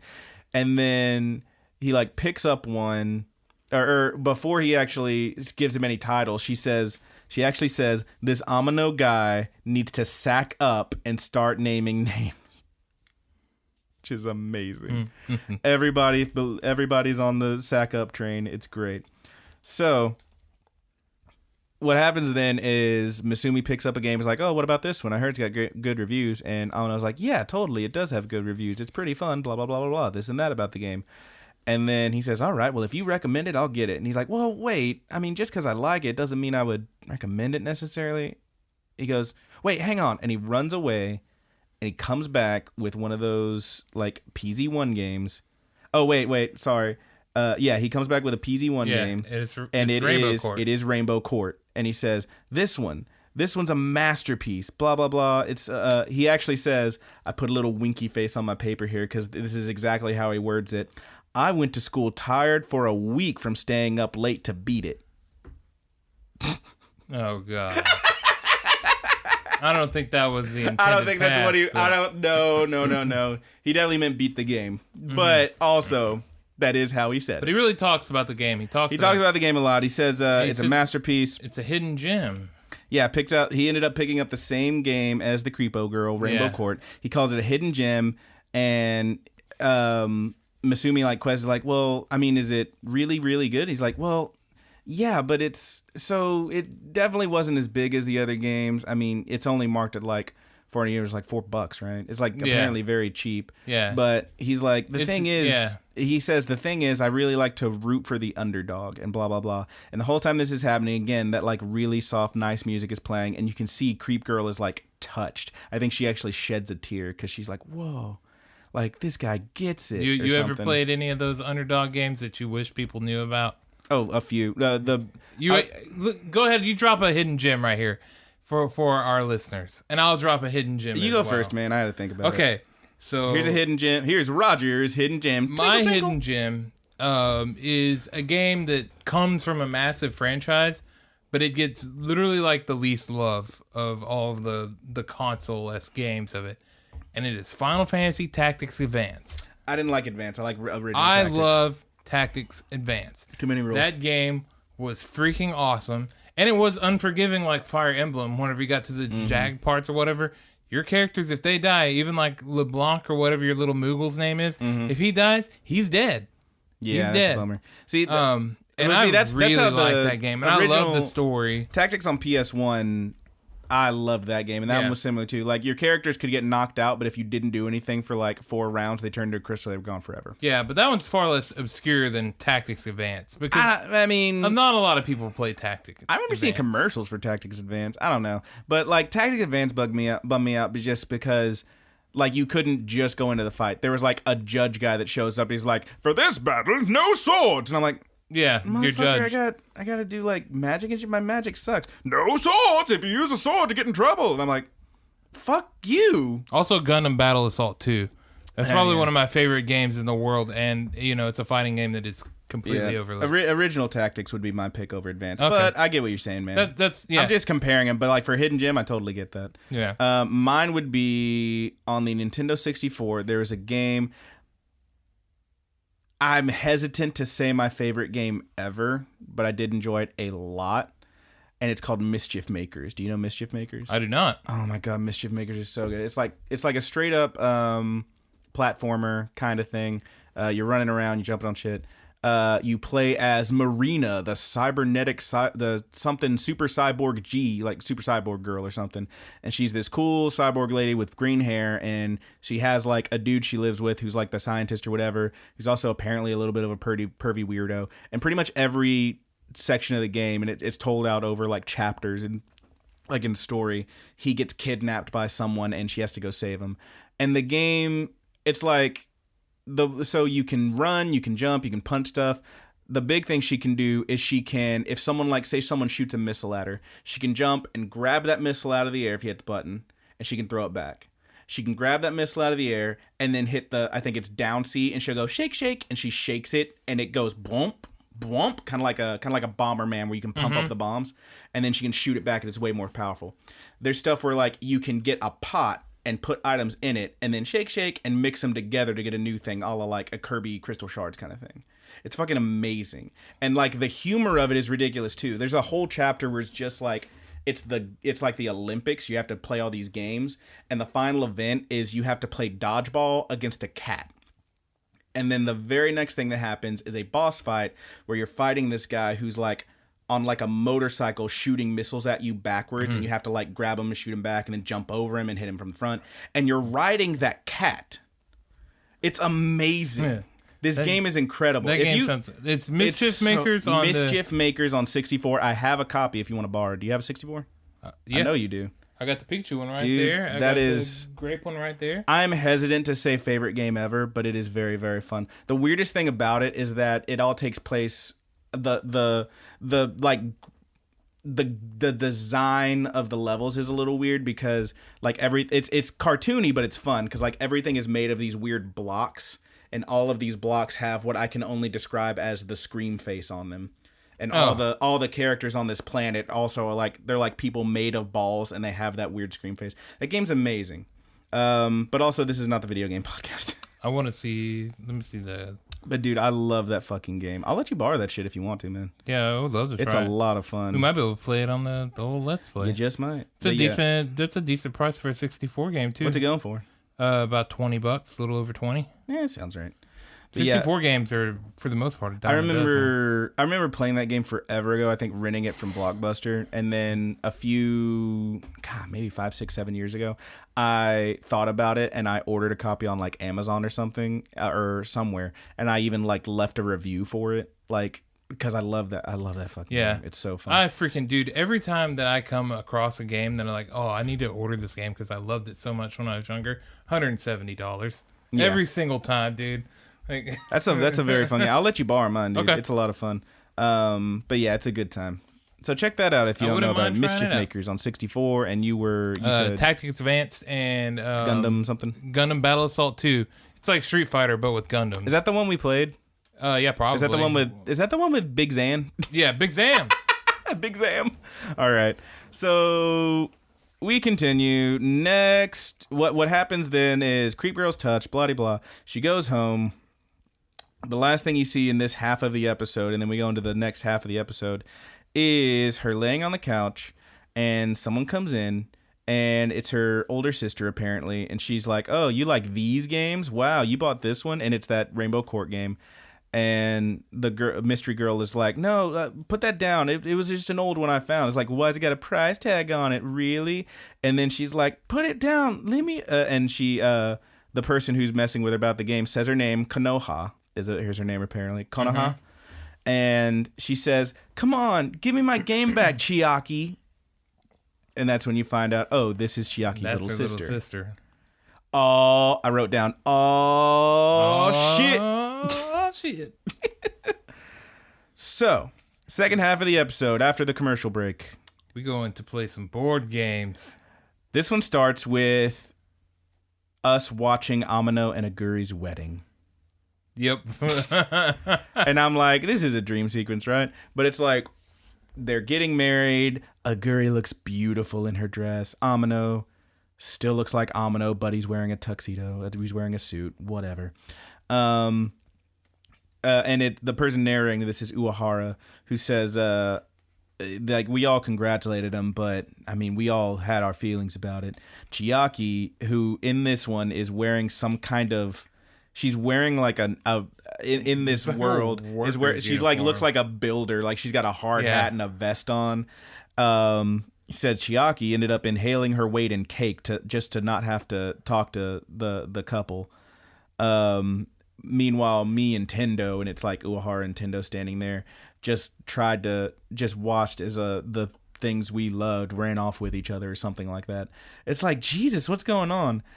As it turns out, this is what's happening in the Love game of Half-Life, which is a game that Chiaki's mom got, we find out. I think she like won it in a contest or something. Yeah, she won it on the radio. And it's literally like the game of life. You spin the little thingy, you move your piece, it tells you what happened. So like, oh, you got married. Oh, you had a kid. Oh, you got fired. Yeah. Like, et cetera, et cetera. But this one is less like life. Have you ever played the game of life? Yeah. I played it once, and I was like, I don't fully understand what's happening. It's fun. It's like the more the more like experiences you had through life, the higher points are, but then also how much money you had or something. It's weird. But this game is more centered where there's all sorts of different things that are more generalized in life. This is all about like marriage and specifically it's all about like love kind of shit. It's the love game of Half-Life. Specifically, we're talking about boning, making babies, hooking up, this game looks awesome. It looks like a lot of fun. I play the fuck out of this. If somebody out there makes this game, I will back it on a Kickstarter or something like that. I want this game. I want to get I would all too, my man. good buddies around the table. I'll do the $80 Kickstarter one where I get a physical copy. Yeah, we'll set up a camera and we will record all of us playing this game. Dude, we have so many damn games we need to play. Yeah. Like, dude, we never get game nights anymore because you're always editing stuff and recording shit. Yep. We could be playing a game right now. All right, so yeah, so basically Uehara says, hey, talking. This is at the game meetup thing again. So it's Uehara, Chiaki, and Amano, and he says, look, why don't we get everybody over to play and blah blah blah. And he's like, well, the three of us. He's like, well, we can get some other people in, right? He's like, is one of them Tendo? Yes, blah, blah, blah. So he wants to invite everybody. He says, let's get you, Amano, Chiaki, Uehara, Aguri, and Tendo. We're all getting in the same room. Gang is all there. The gang is all here. And he's saying, in his mind, he's saying, if we can talk for 5 minutes, we can get this all hashed out and finally figure a way out of this giant love pentagon we're in. Yeah. Like, it's love great. Pentagon. So that's what happens. As it turns out, not a super great idea because no one's sitting next to their potential, like, who they're supposed to be with. So, like, going clockwise from the bottom, it's Tendo, then Uehara, then Chiaki at the head of the table, then Amano, and then Aguri. So Aguri is not sitting with Uehara. Tendo is not like sitting diagonal from each other. Which he says, well, this might be good because it keeps us from, like, you know, Chiaki is the fifth wheel on the she's at the end of the own table. little island. Yeah, and he's saying, well, this maybe works because it keeps us from just chatting it up with each other instead of actually playing the game or whatever. So we cut back. Apparently, Amano's the one who just spun the thing and landed on you got married to it. Like, whoever you spin it and whoever's number it lands on, that's who you're married to. So he ended up married to Aguri. Oh God. Aguri spins and she has a baby. And Amano's reaction is, we've been married for like a minute and you're already pregnant. And she's like, well, it's not like I did it by myself. It takes two, blah, blah, blah. I was like, Jesus Christ. Yeah. And then the reactions around the table, too, are everybody's great. Just like, every time anyone does everything, everyone's freaked out because, Jesus, like, Tendo's freaked because Amano just got married and then immediately had a baby. And it's like, yeah, come on, it's a game. But also, she's stressing. Everybody's stressing. So then it's Amano's turn. Tendo's turn. Tendo spins the thing, lands on a space that says, your crush gets married, and your crush gets married, and you decide to focus on work, get 6,000 money or something. She ends up like everything she lands on gets her more and more and more money. So then Uehara spins. Okay, he's getting married. He spins to see who's married, and Chiaki. Mm-hmm. Of course. And then, of course, when that happens, freaking... It also gives you the option, too, like, if you spin and hit somebody that's already married... You can steal him. So he's like, maybe I can steal Aguri and finally we can get something right here. And he spins, lands on Chiaki, and Aguri's just like all sad about it. Like, giving him the eyes and shit. Chiaki spins. Your spouse cheats on you. Lose this much money to pay off his mistress. All right, cool. Amano's turn again. He spins, lands on a space. You and your lover break the bed by how hard you were having sex, or something like that. Something like they that. break the bed, and this is a great one because Aguri's just like, I can't believe you did that, you horn dog. And Amano says, hey, what do you mean horn dog? We could have broken it having sex the regular way. And I'm like, ooh, what? Yeah. She didn't mean doggy style, bro. What are you saying? And then she's like, is that how you talk about our love life? And it's like, Jesus Christ. And she's like, whatever, I'm just going to spin. She spins, hits the same fucking thing. They both lose money because they had to pay off the broken bed twice. Yeah. Jesus. They're breaking beds. Tendo spins. Your love interest won't even look at you. Take this much money for focusing on work. Oh, my God. All right. Uehara spins. You get caught cheating on your significant other with her sister. It's so good. Chiaki spins, lands on a space that says, you realize that you love someone else, that your soulmate is still out there or something. And it's like, all right, weird. And everybody's like, well, that's weirdly specific. And freaking Uehara's just sitting there like, this fucking game. Oh my God. And then they're like, okay, whatever. And Amino spins, lands on the exact same spot. You have your soulmate is someone else. You realize you love someone else. And it's like, and Uehara like stands up and screams because this game is a freaking prophet. It's trying to put them together. What are the odds they both land on that same stupid, overly specific spot? He actually says, love, the game of Half-Life knows all. And then he sits back down and he's like, all right. And everybody's like, man, what was that about? And he's like, oh, nothing. I'm having a great time. You know what? Me too. Yeah, me too. And like everybody's like, we're having fun. It's just a dumb game. We're having fun. Aguri spins. Aguri's former love confesses. Oh my gosh. And Uehara's like, all right, sweet. And she's like, wow, yay. Like I can leave this fucking weirdo. But your commitment is to your spouse is so strong. You are rewarded with another child. Boop, they get another kid. They now have 2 kids. They broke in 2 beds because they're fucking so hard. Oh my God, this stupid game. I love this. This is like one of my favorite moments in the whole show. Tendo spins. You become even more focused on your work. Get like 100,000 yen. Jesus. Yeah, she's rich at this point. She's filthy freaking rich. At this point, Chiaki, Chiaki's sister earlier had like closed the door or something.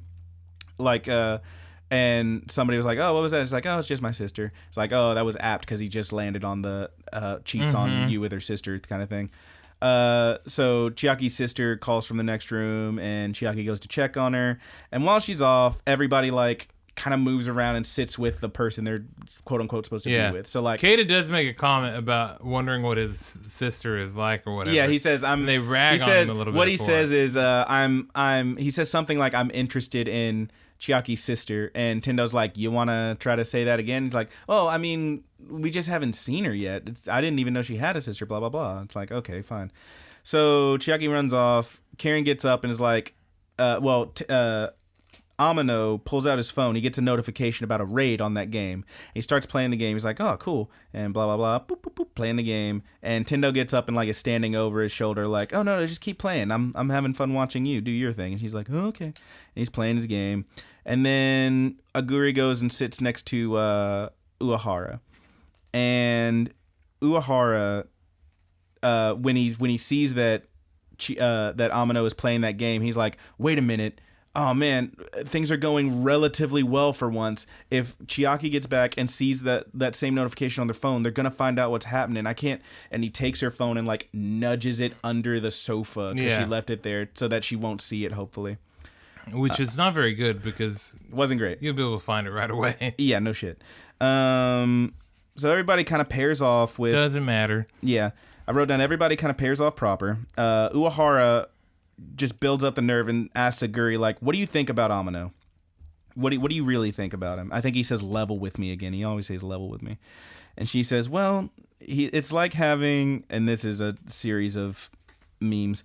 It's like having a cinnamon roll of a little brother who's kind of derpy. And I'm like, oh. So like she thinks of him as a little brother and he's like, and Uehara's like, oh, all right. But she's derpy too. They're all derpy. They're all derpy as fuck. And she, don't say derpy, but, Is there something wrong with the word derpy? If you Google it, every picture is like people who like have had seizures or something and their eyes are fucked up. That's horrible. Yeah, it is.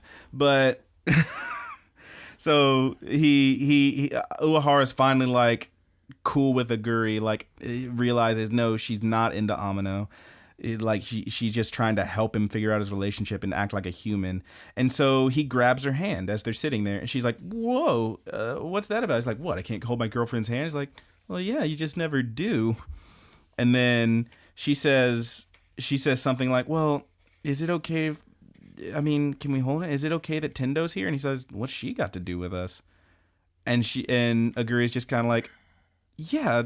She doesn't have anything to do with it. She realizes, like, okay, no, he's not into her. Thank God.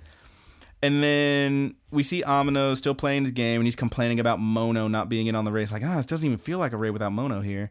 And Tendo gets a little bit jealous. Like, for a second when he says that, she gets, like, the real, like, tiny pupil eye. She's like, what? Yeah. And she's like, who's Mono? And he's like, oh, it's just a friend of mine on the game. It's like, so you have a lot of friends that of indeterminate genders that you don't know about on these games that you talk to and chill with all the time? And he's like, no, I mean, they're a really good friend. And Chiaki comes back as he's saying all this and sees him playing the game.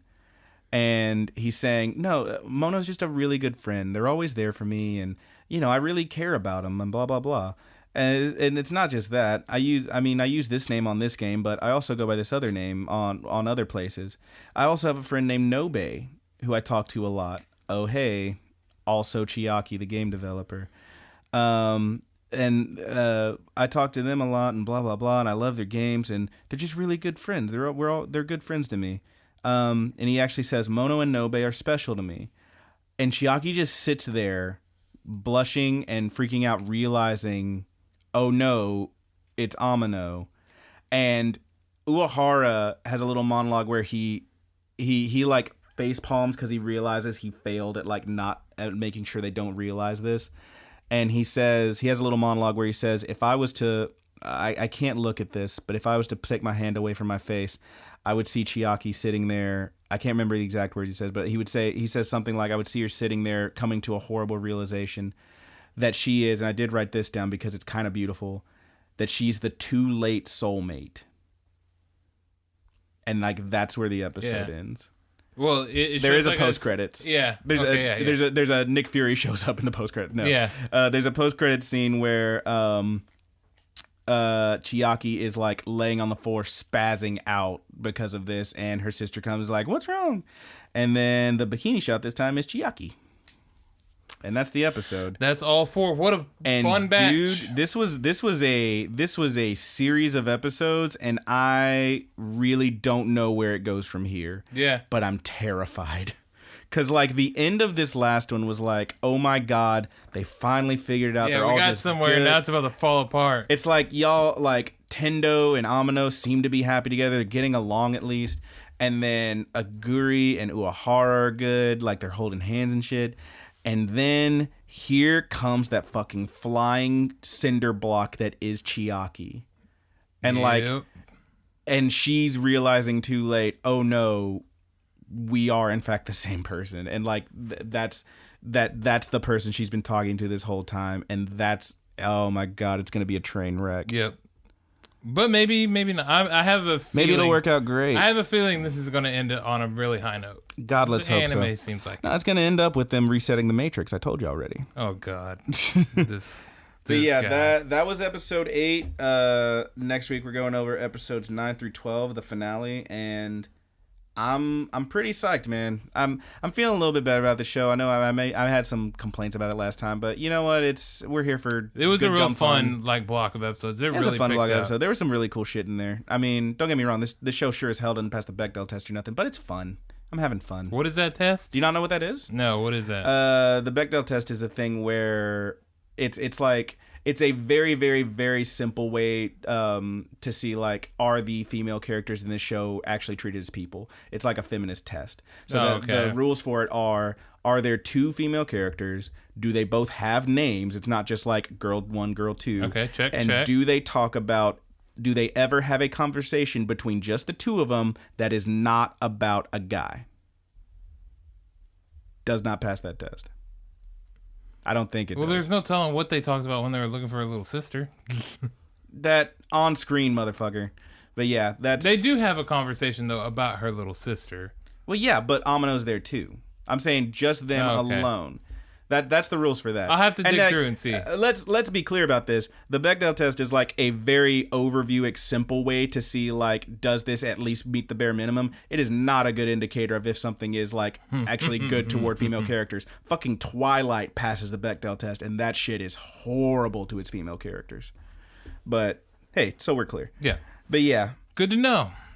So let's go into some questions. We have 2 again. Listen to questions. We got some listen to questions. Did we do Renook first last time? Or... There it is. I got the solo. Yes.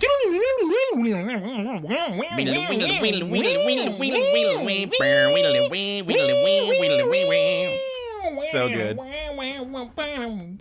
My boy is losing his mind over here.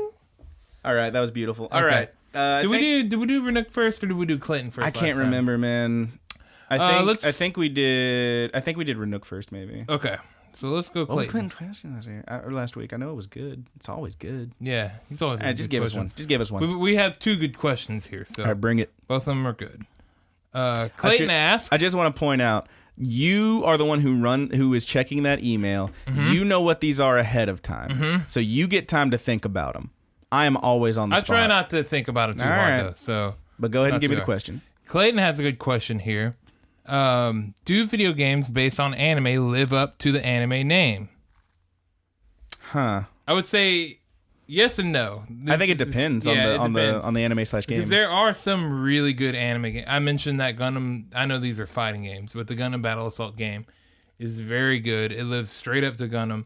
Recently, there was a Dragon Ball Z game released called Dragon Ball Fighters. Oh, yeah. And that game is dope. Yeah, that's a very fun game.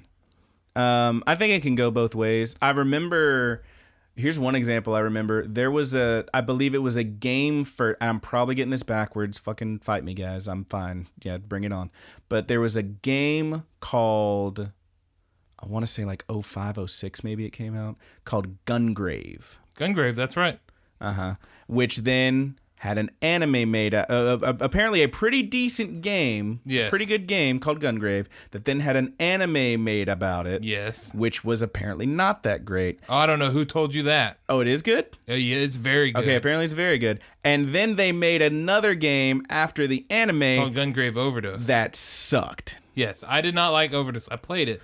The first Gungrave is amazing. That anime, those first, at very least the first 13 episodes are like a work of art, man. Oh, they shit. are real good. And then the second half of it moves into the sci-fi kind of more the video game-esque stuff. It plays it well, dude. That anime, I have literally nothing bad to say about that anime. Oh shit, I'd need to look it up then. But yeah, my recollection is that it was like game, then anime, then game, and that last game was straight up boo-boo garbage. The last game would have been fun if it didn't suck? If the camera angles were better. Ah, okay. It's one of those where like this it still had the elements from the first one that made it fun, but you couldn't.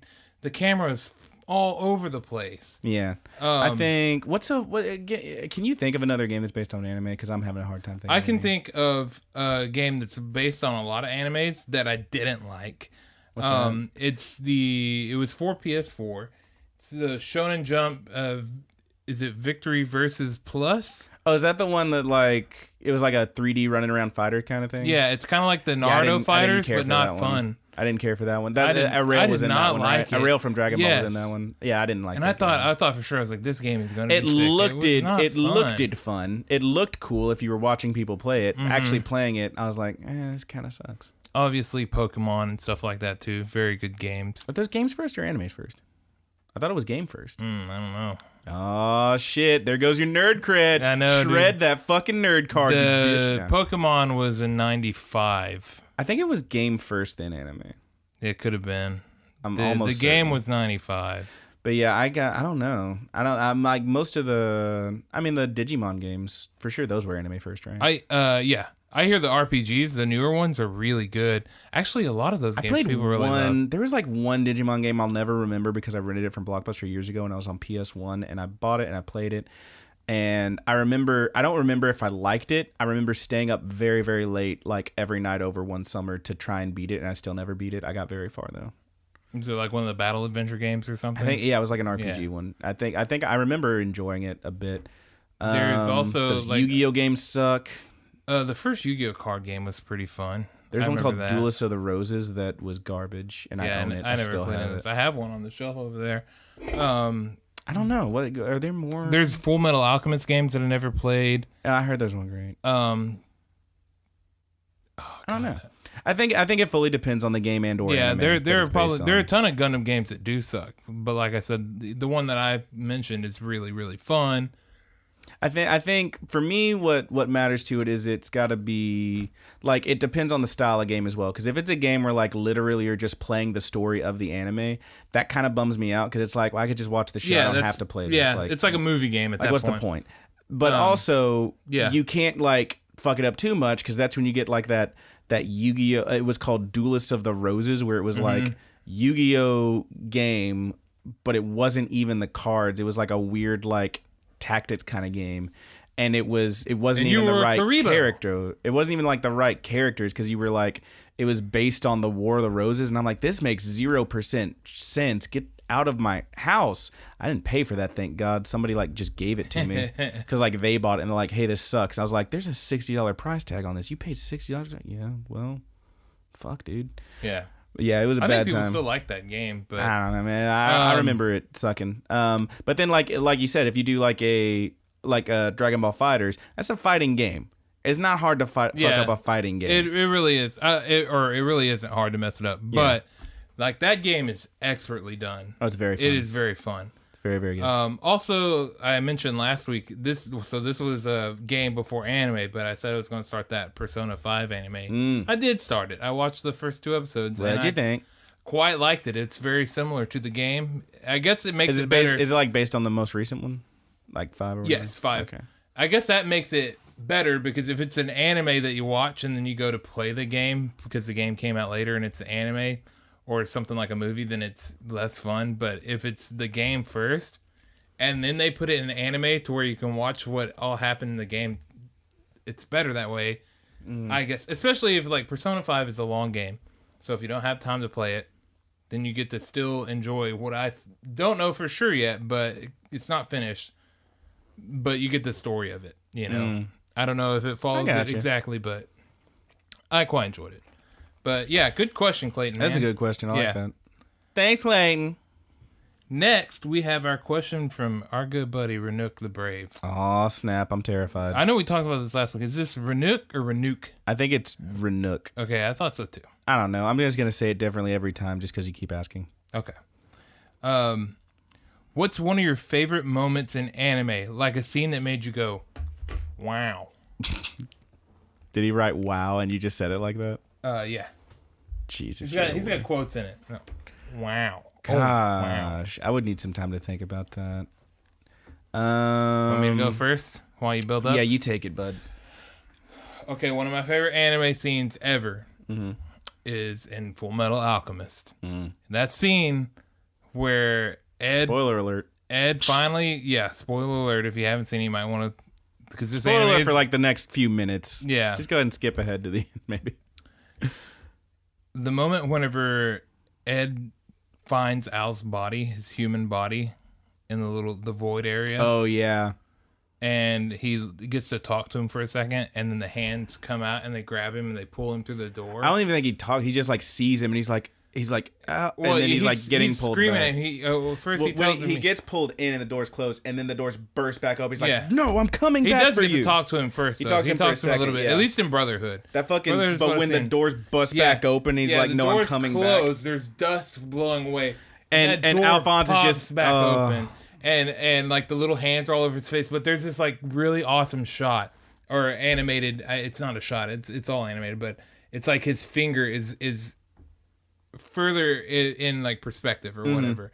It's closer to the screen, so his finger and his hand are pointing back at Al, and that's when he starts screaming with his finger out. Yeah, and it is. Amazing scene. That was like fucking gut wrenching. It was really good. Scene. Yeah, I remember that one. I'll never forget it for my entire life. Yeah, that was a really good one. That was really beautiful. I was like, wow. The worst. I'm really not sure, man. I'm looking around your room, looking at all your animes and trying to find pick out some one. good anime. I've got several that like I wouldn't say made me go wow, but definitely like broke my tiny heart. Just something that you thought was amazing, dude. So you'll never forget. Probably. I mean, I want to. There's a lot of those moments Gurren Lagann I'm not going to talk about because you still haven't watched it. Trigun had some good ones. I think probably if I had to pick one from Trigun, just because I'm looking at it, it's on your shelf, so that's all I'm thinking about right now. That scene where, again, spoilers for Trigun. There's a lot of good stuff in there. Like pretty much every time that dude fought any of those fucking weirdos with their different powers and shit. But that scene right in the last episode when the whole like what's the bad guy's name? What's his name? I don't remember his name. Yeah, It's been a long time since. There goes my nerd card. But he's like standing there. He's got both of the guns. He's standing over Vash, and he's about to just blast him, and he's already like ruined the whole town and everything. And Vash is laying there about to die, and he hears, for a second, he hears Wolfwood in his ear saying, "It's right there." Millions knives. Knives. It was knives. I was saying knives. He hears Wolfwood in his ear saying, "It's right there. Use it." And Vash just like immediately drops his hand into the dirt and pulls out his fucking cross gun and blasts him so he doesn't get blasted. That shit was intense. I remember liking that moment a lot. Also, pretty much any time Goku used a spirit bomb. Also, I wouldn't say those are wow moments. They were pretty fun. Wow. I would say that any given moment, like any fight, maybe the first time he went Super Saiyan and blasted that was good. Frieza, that was good. Fooly Cooley has a lot of good moments like that. Yeah, too. I was gonna say Fooly Cooley specifically the fucking Phoenix thing at the end. Yeah, Jesus the fight Christ. with Adamus, like the goddamn sky breaks in half, man. or with the hand or whatever he's becoming Adamus. God. Oh, that show had like a billion moments. Dude, like that. well, and the music kicks in for all any of those moments where the music kicks in. When Conti turns around and he pulls that fucking guitar out, and the music's like ding ding ding, and everybody's like, "That's the fucking that's Adamus guitar." Oh god, that soundtrack is so good. It is. The pillows freaking kill it. I love the pillows. Has it been confirmed that they're going to be back for the second or third season? I don't know, but they have to be, right? I hope so. Yeah. I don't know. We'll find out. But yeah, there's a lot, man. There's too many for me to even think of right now. I don't know. There are some real good moments. I would have to go my number one moment being the Full Metal, but I think Fooly Cooley comes close. Probably, if I had to pick one, and it is from Gurren Lagann, so I'm just gonna say this one, and it's slightly spoiled for you, I guess, if you ever do watch it. But there's a whole bit where maybe you can sell me on it right now. I mean, I think I might have told you about this before, but basically, this is like in the second half, like, so we're like toward the end game and whatnot, and the main dude is like, they have a friend of his formerly who then like turns into kind of a bad guy, and then they kind of try to get him back on their side or whatever.